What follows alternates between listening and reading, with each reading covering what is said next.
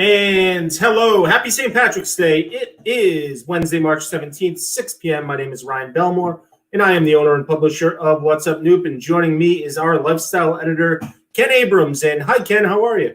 Hey, everybody. How you doing, Ryan? Good. And you have a great chat lined up today, and we're going to be talking about some support as well as some music. So I'm going to let you take it away from here. Great. Well, thank you. We are very lucky tonight to be joined by not one, but two guests, both representing both musicians, professional musicians, as they'll tell you. But tonight we're talking about the New England Musicians Relief Fund. And pardon my landline there, which I should have muted, and we'll take care of right now. Good old landline.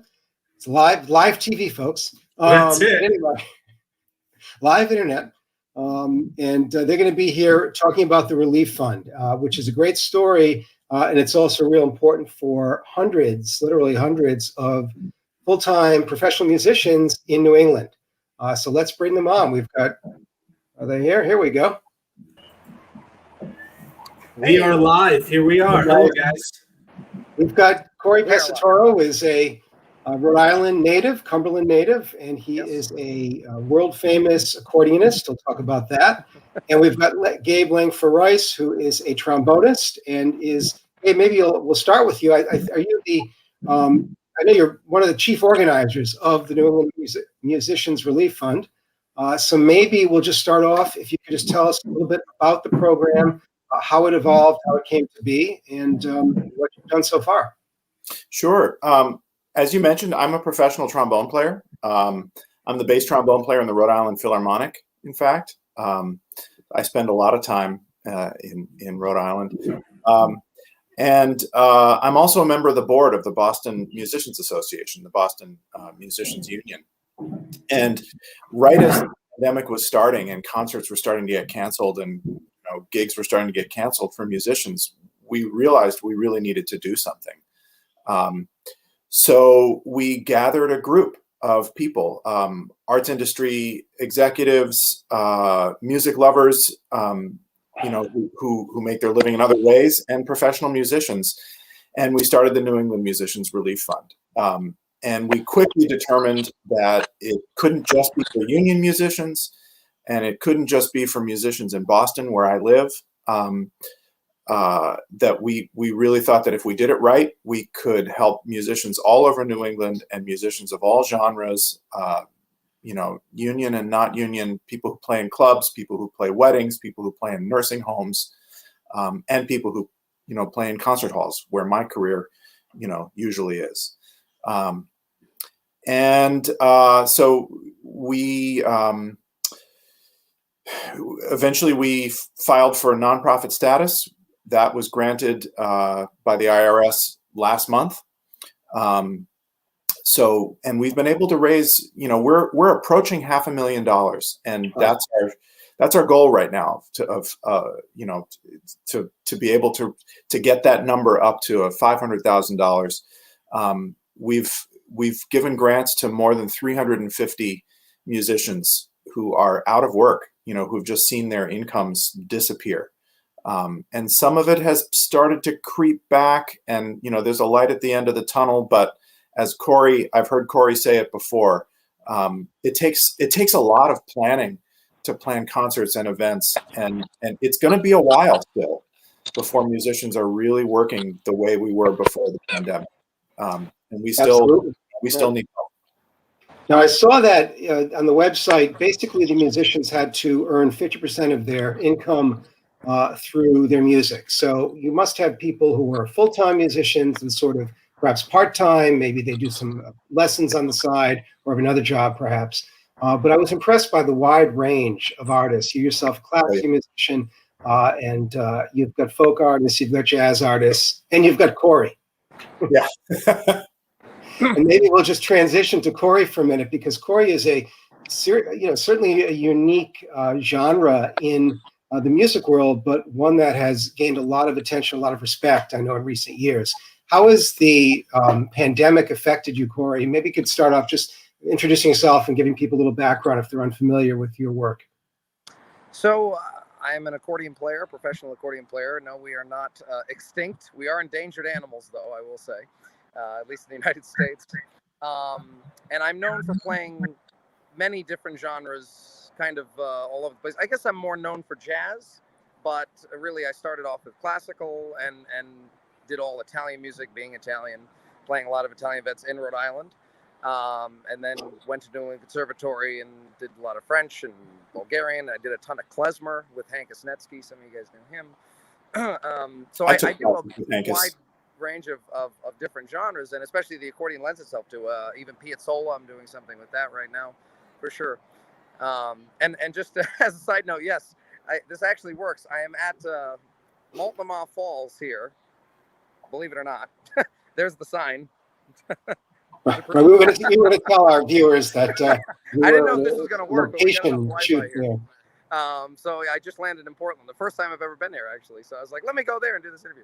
So the tough thing, as Gabe was just saying, yes, for many people, I don't understand that.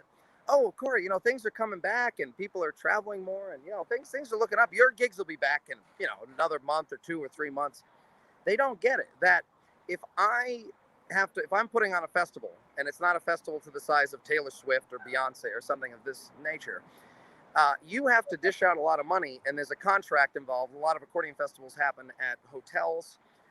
Festa Italiana, the biggest Italian festival, happens on this huge ground, Summerfest grounds in Milwaukee. There's a moment where you have to pay the grounds or the hotel, and it's usually 5-6 months ahead of time. And if festivals don't think enough people are going to show up, they need to cancel way before, even if the world gets back to normal.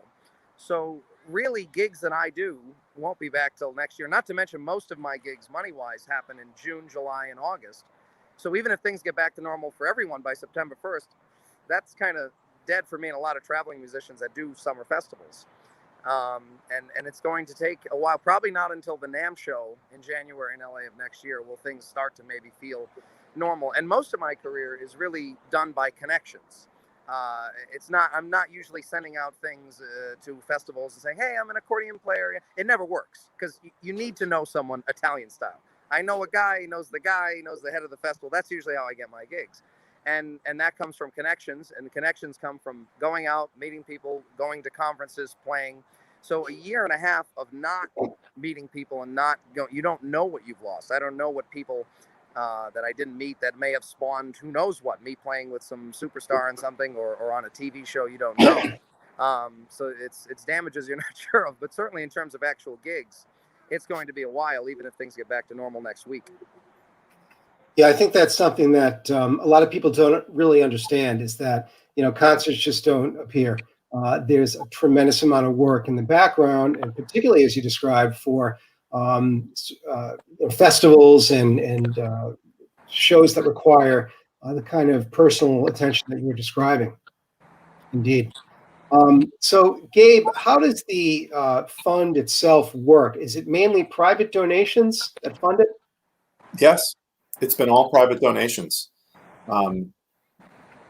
We've just been able to get the word out to people who love music, and they've sent what they could afford to help the musicians that they love to hear.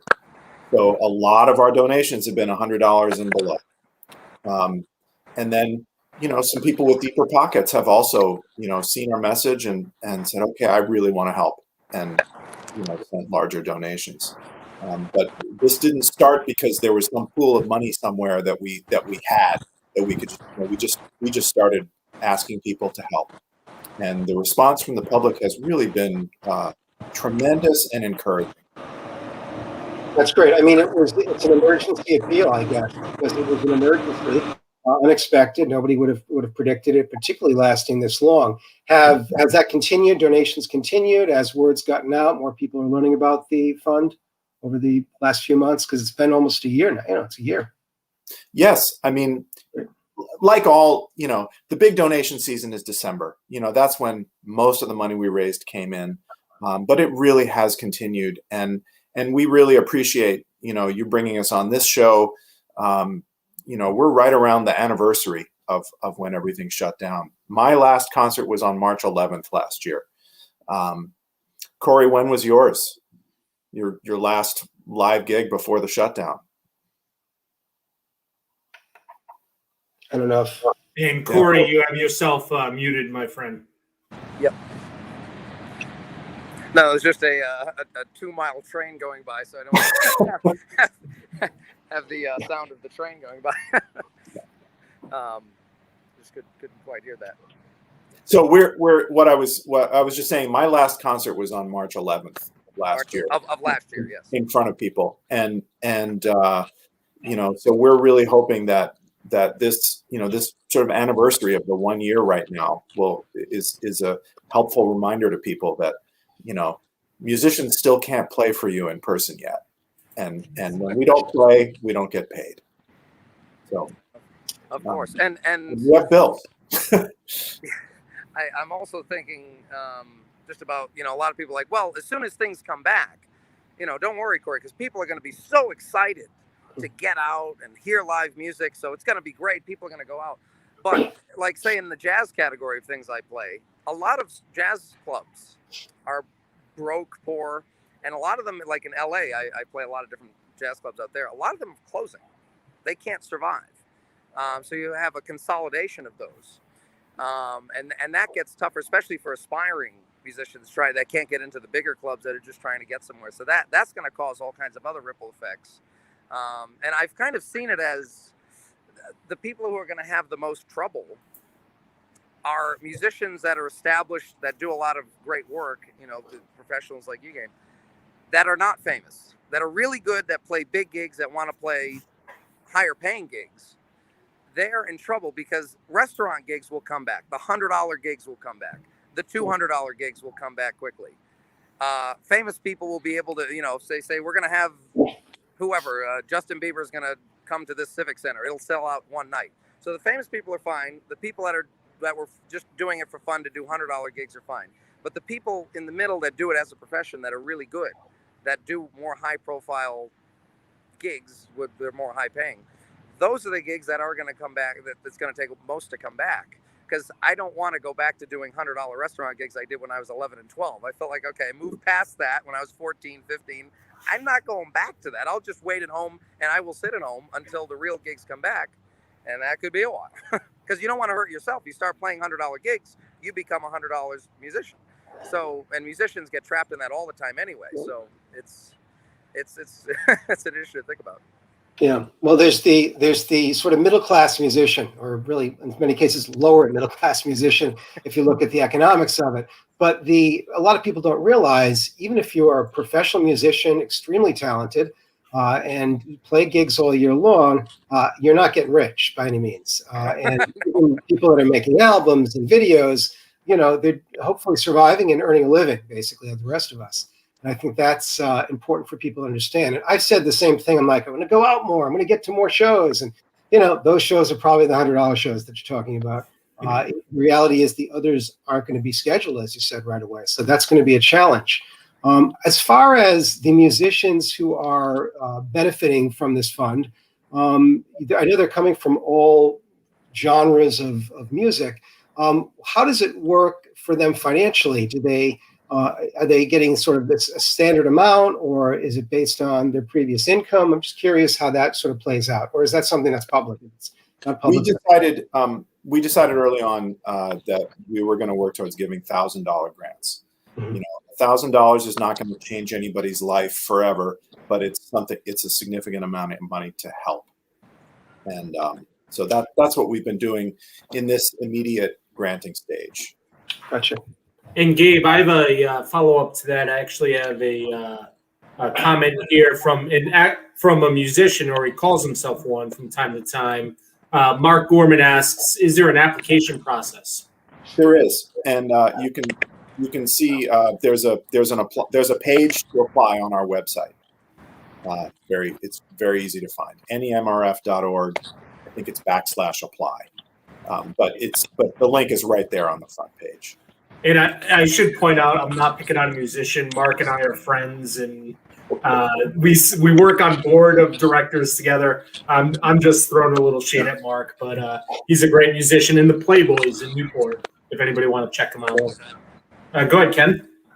No, I'm thinking too tonight, St. Patrick's Day. it's a huge night for musicians, and even those who aren't traditional Irish musicians. I mean, everyone gets a gig tonight, and a well-paying gig at that. And there are a few, like you said, small bars here and there that are having live music, but generally it's another loss for musicians. And they're going to continue to be events like this, long weekends that are coming up, festivals and such. And this isn't going away, as you said, Cory, for musicians anytime soon. It's almost as if the music industry is 6 months, a year behind the rest of the economy when it comes to finding work. And the reason I'm on this trip of why I'm now in Oregon, I'm kind of on an LA, Oregon, Rhode Island trip, was I luckily had the opportunity to go on Let's Make a Deal, the TV game show. And luckily, as I hoped, I got on and played. And the guy that actually does the music, Cat Gray, who's an absolutely incredible musician, he improvises everything on the show. All the sounds from the suspense to someone drops something to it's all improvised. Wow. And he happened to know me. So he told Wayne Brady, I know that guy is. So, that's something when that comes out, maybe that will help and I'll get lucky and that could spur some other gigs. But it's tough to think of the future right now. Who knows what exactly will come back. And I know certain festivals, accordion festivals, they don't have much money. So this is kind of killing them. So luckily I play different stuff, but I don't know. It's a lot of question marks is the main aspect to know for the public. Yeah. What other programs right now are musicians benefiting from? As far as, I mean, in many cases, they can't apply for unemployment due to the nature of their work. Do you guys have any other avenues that people are taking, or any awareness of that? Yeah, there's there are several other relief organizations for musicians, and I find myself recommending that people look to those too. There's one based in Los Angeles called Sweet Relief that partnered with us at the very beginning to help. Sweet Relief is great. The Music Cares Foundation, which is run by the Grammys, is a wonderful organization that's been doing great work for a long time to help musicians, particularly with medical expenses and things like that have come up. But they've got a pandemic program as well. The Actors Fund is not limited to actors. It's for all performing artists. So the Actors Fund is another one that we've been sending people to take a look at. And Google is your friend. Look for all of it and apply to all of it. We all need help right now. Great. Is there anything? Go ahead, Ryan. I'll start with Cory. Cory, what gives you hope right now? What gives me hope right now? Well, I mean, definitely the idea that people are going to want to come back and see live music. Everybody I've talked to, I try to keep in touch with everybody across the world, and it's very consistent that people are dying to go hear real music. People are sick of Zoom. That is for sure.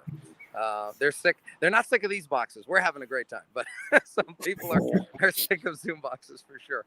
And there's just something about Zoom and I didn't do many of them because I thought the best idea was to kind of lay low and let fans of mine say, I want to see Cory again. I want to see Cory again. So that when I do go out, there will be more of it and you're not hurting your market for it. But that's the biggest hope still is just people. If there's something maybe where, in Rhode Island, if I have a concert in Northern Rhode Island, I can never get people in Southern Rhode Island to go up because people in Rhode Island don't drive more than 15 minutes. That's just how it is. So maybe now, if I have a concert in Newport, Northern Rhode Island will come down. If I have a concert in Northern Rhode Island, Southern Rhode Island will come down, where before they would have been like, whatever.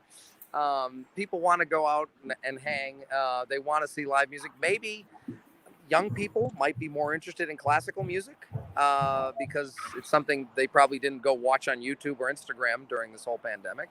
So maybe they've searched things. Certainly, during the pandemic, when you're on the internet, you're doing a YouTube tangent, you go off into other things. So I hope that they have found other genres of music that they didn't listen to before the pandemic and might go search that, which helps those of us in these worlds versus the pop world and the R&B and rap world, which are fine. They don't need any help. So there's different avenues, and I'm sure there's other aspects we're not even thinking about. but just that will and want to go back to actually hear people, because I realized very early on, which is, it's something I knew, but it really hit me, that musicians don't really provide music. They provide an experience. That's really what we provide. I can, if someone says I have a live stream concert tonight, well, I can watch it, but also I could click a tab over and watch Art Tatum. I could watch Stravinsky. I can watch the greatest musicians of all time. Just click one tab and go on YouTube. So why am I going to watch you? But at the same time, a musician who's 1/1000th as good as one of them, that's a friend of mine, I will gladly take an hour to get ready, drive a half hour, be there early, see the 2-hour concert, hang with him after, and take 6 hours out of my day to go see him play with no problem. But to click a tab over and see it, it's because it's an experience. To see music live is an experience. And people, I think, are realizing that. It's not just music. It's a full-on experience. So hopefully they want to see that. And hopefully it will come back better than ever. Gabe, what gives you hope right now? A lot of the same things Cory said. And honestly, the response from people to our efforts with the Relief Fund has given me a lot of hope. That so many people care enough to help take care of the musicians that they love to listen to. That's been a silver lining for me. To be refreshed at how much people really do appreciate hearing music, and hearing musicians play it in the same room with them is actually really heartening. That's great. Gabe, did the Philharmonic is playing small shows, right, for subscribers right now? Is that still happening? The Philharmonic is doing some. They're mostly live streamed. The numbers allowed in the audience are very, very, very limited. So there are some, and also the numbers of people allowed on stage are very limited. So it's much smaller than what we're used to with the Philharmonic. I play in orchestras all over New England, and I get around to other parts of the country sometimes as well. And I can say with 100% honesty that the Rhode Island Philharmonic, swings above its weight. It's an orchestra. I'm very proud to be part of it. And when we're back to doing things in full, to hear a regional orchestra like that play with the size of string section that we play with, to play the kind of repertoire that we play, the big, exciting symphonic repertoire, it's great, and it's not typical of an orchestra of our size, budget-wise. Sure. No, it is. It has that reputation, and we look forward to seeing it again. It's they are increasing venue limits in the next few weeks, and maybe that'll be at least a step in the right direction. But I know we all know it's going to be a while before we see anything close to a full house or a half house, and it's where we're at. So there's still a need to support musicians, so no doubt. It's going to continue for the rest of this year and perhaps beyond, no doubt. Great. What do we need to do to get you guys to play Newport? Newport folk, Newport jazz, Newport classical? This is something that's a different topic, but there's always seems to have been some kind of a war over history between Rhode Island jazz musicians and the Jazz Festival, because some of the greatest jazz musicians I've ever heard have been from Rhode Island. John Allmark's big band, I'd rate as the greatest big band I've ever heard on planet Earth, anywhere, ever. Lincoln Center, Gordon Goodwin, I'd put John Allmark right there. They've never had him play. Mike Renzi's a dear buddy of mine. He's played with everybody from Lady Gaga, Tony Bennett. Never played there. Bob Bowlby, unbelievable sax player, never played there. I've been here forever. I play jazz festivals in Africa. Newport Jazz Festival has never contacted me. So maybe, now I know Dan McKee, the governor, so maybe we can change that because it seems like if you're not from New York, it just never happens. But I don't know. We hear that sometimes in Newport, but the folk festival usually tries to bring in some regional talent, but we occasionally do hear that about. You're right. You're from Cumberland, and that's McKee country, so you've got a few more contacts than you used to. Yeah, we'll see. We'll see. I got to play at the Newport Jazz Festival. Oh, but it was But I was in a backup band for Dave Brubeck, so nobody pretty cool. cared that I was there. I was just there. Only Dave Brubeck, right? Greg. I may have seen that year. But what do you remember what year that was, Gabe? Probably 2004. Okay, yeah, right. Sounds about right. It was his. I forget if it's a cantata or what. There's a chorus and a brass ensemble and his quartet, and Wow. I was playing in that brass ensemble. Cool. Very nice. Okay, well, we definitely have a better sense of what the fund is all about and how we can help musicians, and that's the goal. We've been trying to do that since day one of the pandemic, and it's officially a year. I, too, was at my last show as a fan a year ago on a Wednesday night. I think it was tonight, seeing the Mastersons, a Steve Earle's backing band in a small club in Providence, Askew. Yeah. And I remember distinctly, we were all saying sort of goodbye and elbow pumping everybody. And I believe it was the 16th, last year. 16th, yep. Okay, Ryan, you got anything else? No, I think we're good. So just so everybody knows, if you want more information, if you're a musician, you know a musician, you love a musician, you hate a musician, make sure you pass on the website, nemrf.org. If you want to support musicians, certainly $1 goes a long way, $5 goes a long way.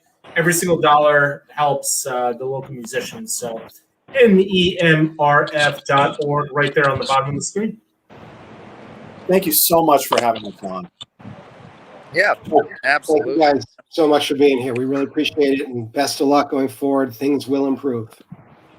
They will. Sure. We'll see you in Newport and across Rhode Island. Yep. Sure. Thank you guys for having us on, really. All right.